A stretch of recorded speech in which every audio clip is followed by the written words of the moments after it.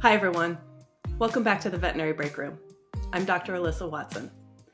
In the break room, we have short conversations really about all sorts of things that shape life in veterinary medicine. And over the years, some of my favorite conversations are when we get to bring in people from different corners of our profession to share their unique experiences and perspectives. Today, we are doing just that with Dr. Caleb Frankel. Dr. Caleb is an emergency veterinarian, but he's also the founder and CEO of Instinct, which we should note is the parent company of Clinicians Brief.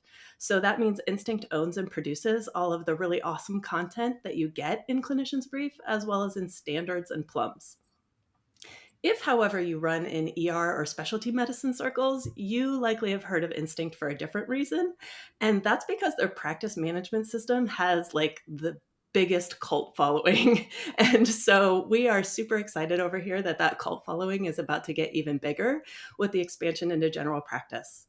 So Caleb, before we get to some of this really exciting news, I want to welcome you to the show. I'm so excited that you're here with us today. And I want to start where we always start in the break room, and that's with you as a clinician. So can you just tell us about your veterinary journey? Yeah, thanks for having me. It's awesome to finally be on this, and I love what you guys do. Yeah, of course, I graduated from Penn in 2008, and my journey is that I thought I was going to be an internal medicine specialist. I'm a little bit of a medicine head, and I loved medicine in school. And I did after I graduated, I did a rotating internship at Coral Springs Animal Hospital, which is a private practice, large specialty emergency center in South Florida. And I think what I learned when I was at Penn is that internal medicine was handling workups from the ER and doing the post-triage care that I loved, that part that I really loved. That was building client relationships, seeing ER cases start to finish, taking over colleagues' cases sometimes. And so when I got out in the real world in my internship, I just realized that ER, that was more ER than it was medicine. Medicine in private practice is a lot more chronic care. And so I started spending more time in the ER, and I really found that I just fell in love with it. Yeah, I think it's always so interesting to me to hear how people have kind of changed a little bit over their career. I'm from Iowa, and so I went to Iowa State. My grandfather had a dairy farm, and I thought I was going to be a large animal practitioner and an equine doctor. That did not last long. Yeah. But I've always loved teaching. I've always loved talking. I didn't know when I was in school that I'd end up hosting podcasts and doing stuff, but that's kind of just where we go. So I'm curious about, kind of the seeds for Instinct. When you look back at those ER days, when did you realize that kind of the technology that you were dealing with in the clinic was not helping you, was maybe even working against you? Yeah, I warned you ahead of time. You're going to have to tase me if you bring stuff like this. But first, I will say I've always been a hobby technologist and drawn to using technology to make me and my team and my patients' lives better.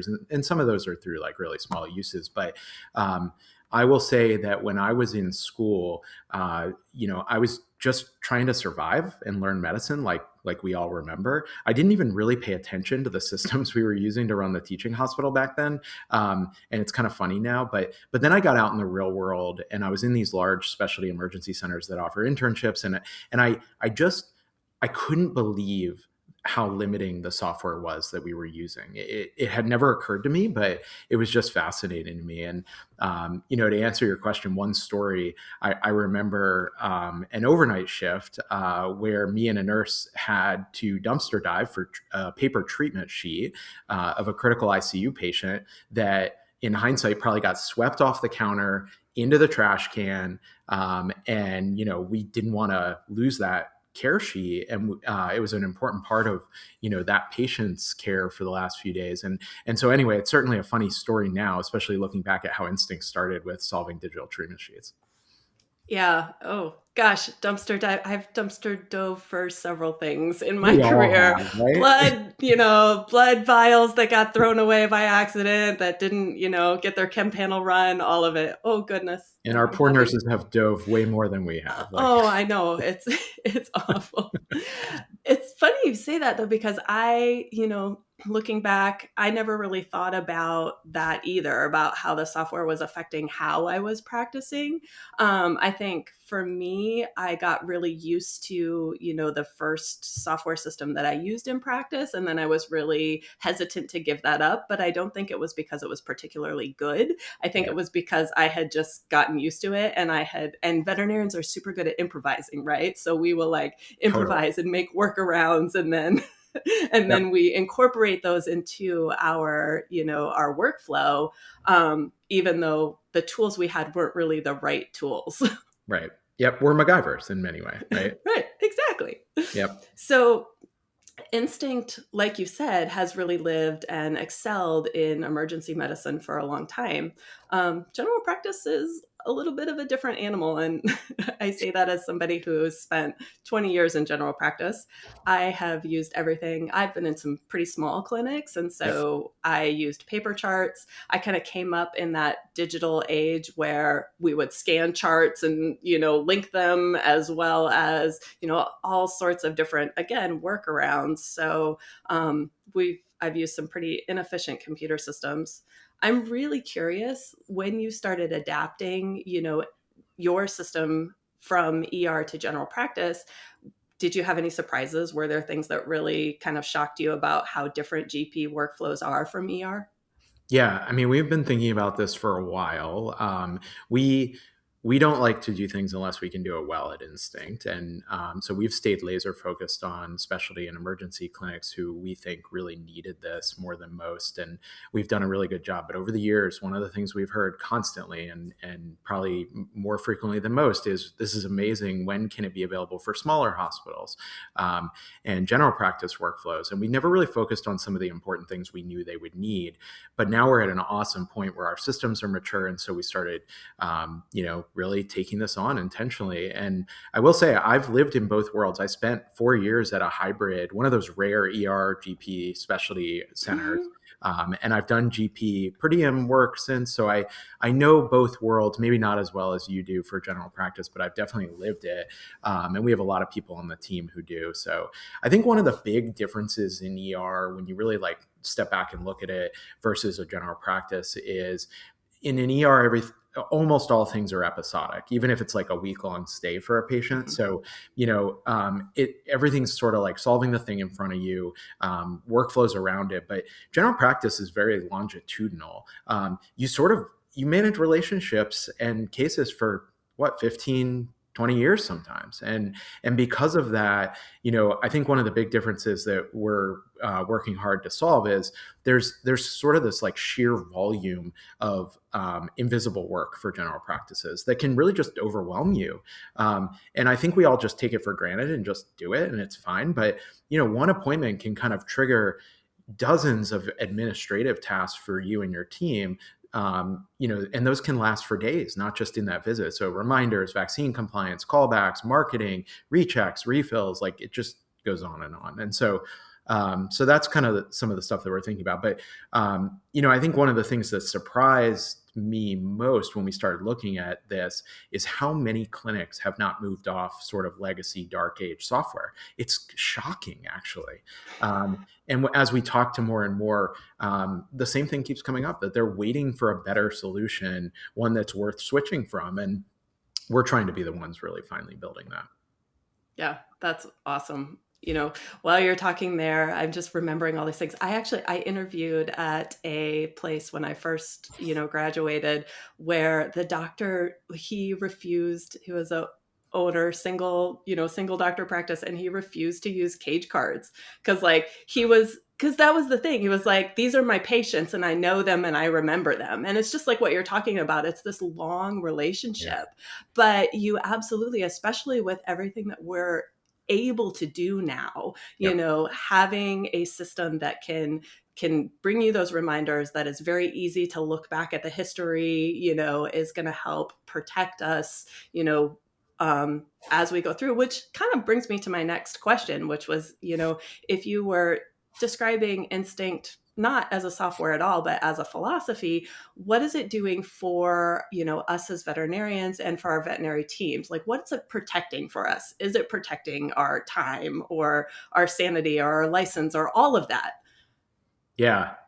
Oh man, that is such a good question. So I'll start with one of the things I think I feel very strongly about is that this is the best profession in the world. I really believe that. And I think it's filled with some of the most impressive humans in the world. And you kind of only really know how complex and challenging our job is and how special the people doing it are if you've lived it. And so there's a lot of things worth protecting. And at Instinct, we've sort of, even from the very early days, we've viewed our job as trying to support these incredible caretakers in really meaningful ways. And the problem is, for so long, this thing you spend so much of your shift in front of, our software, right? It's failed us. And I guess one way I think about Instinct, and so if I have to describe the philosophy to answer your question, is I think of Instinct kind of like this modern exoskeleton for a veterinarian. And what I mean is, practicing with Instinct should feel like stepping into like an Iron Man like suit, if you know what that is, right? At the beginning of your shift, because it supports you and helps you perform at your best in this really complex environment. So we want to arm the veterinarian with critical info, augmenting, your intelligence and situational awareness. We want to help even the most tired doctors on their shift, because we all have them, from errors, and give you the right information to make the right decision. So I guess if we're, protecting, I guess what we're protecting goes way beyond just what a regular PIMS is trying to do. It's sort of your cognitive load. That's a big problem. It's your clinical confidence. We think a lot about that. And at the end of the day, I think it's protecting our spirit, because if we can help veterinarians be happier in our profession that we love and help them be in it for the long haul, we can solve some pretty meaningful problems. Yeah, absolutely. Just retention in the profession is certainly something that is a big issue and needs to be looked at from all sorts of angles. So, Totally. any place that we can help. Yep. um, Also kind of leads into what I wanted to talk about next, and that's the clinical decision support that you're including in the software. So here in the break room, we've talked a lot about ways to utilize artificial intelligence in the clinic. Some of this is super exciting, but also some of it has been a little bit concerning. And so Yep. I'm curious, what does responsible AI in veterinary medicine look like to you? Yeah, we think about this a lot, and we're launching a lot of AI tools in our software. Most of them are built on the unique things we have, which is PLUMS, clinicians brief standards content, right? Trusted content that is at the point of care at the time you want it. And that's something we've been really focused on from the beginning. We launched PLUMS and Instinct as the only software that has it in 2018. It's been a long time. So in terms of like the AI, use and the concerning use, honestly, Alyssa, I don't lose a lot of sleep over like the concerning uses of AI, because at the end of the day, I really do believe in my colleagues as a whole. I think veterinarians are smart enough to know that the buck stops with them. And so if you use a risky tool, that's on you. Most of us learned early on. One of the things you learn in school that nobody really talks about is which like textbooks, which journals, which references to trust. And which ones to ignore. And I just kind of think it's no different than AI. It's easy to talk about it that way, and we're in this kind of Wild West state. But I think at the end of the day, that's going to be handled by just veterinarians being veterinarians in a good way. So to me, responsible AI looks like decision support, not decision making. And there is this thing called automation bias that we think about a lot, where you sort of get used to the tool and you put your guard down, and over time you just start trusting and doing, not thinking and using it as that support agent. So we think a lot about this decision support, clinical decision support, and beyond. Actually, we have financial decision support. We have all kinds of decision support, and all of it at Instinct is based off trusted data. I think our hospitals pay us mostly for trust, right? They know that we are, really checking the things that we're releasing and setting their teams up for success. And so it's why Plums, for example, is at the center of some of our AI tools. So I guess getting back to Iron Man like exoskeleton philosophy, your clinic software should be it kind of already is the filter of your team's care. And it's sort of limiting to think of this old PIMS framework, where, PIMS are just there to store your data at the end of the day. And in today's world, I just think it's not enough. And so, great AI, when you combine it with trusted clinical decision support, should give you like that Iron Man heads up display inside your shift. It should, it should help you calculate a drug dose when you're floating quickly between rooms at 5 p.m. when you're exhausted. It should catch a drug dose for your, new graduate colleague who's working with you on a shift before you accidentally harm a patient. It should overlay critical content like standards when you haven't seen a mega esophagus case in 6 months and you want to check what's new. And it should be right there where you need it and exactly when you need it. So to me, it's not about taking the decision out of the clinician's hands. I don't think any AI tool ever will. I think it's giving us sort of that like godlike view of your work so that you can be better and make more confident decisions for your patients. So to me, that's hopefully the future we're going to get with it. I think one of the things that has made me so excited about it is kind of the continuity of care too. I'm only in clinic very rarely, like maybe a couple shifts a month. Most of the time I'm doing in-home hospice and euthanasia care, but I'm still in clinic once in a while. And so oftentimes I'm picking up a case, that somebody else has been seeing. And I just love that idea that, hey, if I prescribe something, the software might catch it and say, oh, you didn't know this dog was also on NSAID, so maybe we don't want to prescribe that prednisone for the ear infection today. Yep. So that's where I'm super excited about it. I want to talk a little bit about, I've, read some other interviews and things you've done, and you've said that you never really intended to be a tech company founder. So I wondered maybe what was the hardest part of the transition from going to a veterinarian to the CEO of a big company? Yeah. I've talked about this before. I mean, I'm a planner, Alyssa, so it's the weirdest thing that I'm doing this because my plan was to be a veterinarian since I was probably 16 years old. I'm one of those rare people who went right from high school to undergrad to vet school, and I just knew what I was going to do once I figured it out. And then I knew I was going to be an internal medicine specialist and own specialty hospitals. That was my goal, and that is not at all what I'm doing. I had a massive detour along the way, mostly built out of really significant frustration. So I don't get to practice that much anymore, and I really do miss it. For a long time during Instinct, I was practicing every week while I was doing this. But I never started Instinct because I was burned out or trying to get out of practice. I think, many people do make career changes for good reasons because of that, but that wasn't my story. In fact, I think I'd be really happy practicing full time. But I'm very frustrated by the state of tech, and I deeply believe that veterinarians should be leading the solutions to these problems. And so that led me to Instinct. And, over time, our team and customers it's obvious that I need to be here full time. So I think the hardest part was just giving up practice slowly over time. I was trying to do it a lot at the beginning, and I don't do well when I can't do something well. And so, I just couldn't do it all well. But I will say, I think one of the coolest things about going from being an ER vet to starting a company is it kind of prepared me for this job in a weird way. This is one of the most challenging things I've ever done, getting a company off the ground. And it's challenging in many ways, like being an ER vet. Sort of every day or every moment has just tons of complex decisions to make. There's context switching, there's firefighting, there's putting together puzzles. I used to love being the guy who would diffuse a difficult client in the clinic. And sometimes you have customers upset. And so, it's the same kind of work. I love coming up with creative solutions. It's a lot of trial and error. So in many ways, it feels like being an ER vet sometimes. Yeah. So kind of surprising ways that some of those skills actually translated. Yeah. Yeah. Cool. All right. So we've talked about philosophy. We've talked about decision support and AI. Looking at the big picture, where do you see veterinary software heading, and what do what do you really hope looks different in day-to-day life for veterinarians because of it in the future? Yeah, this is obviously at the core of what we're doing here. So we think about this a lot.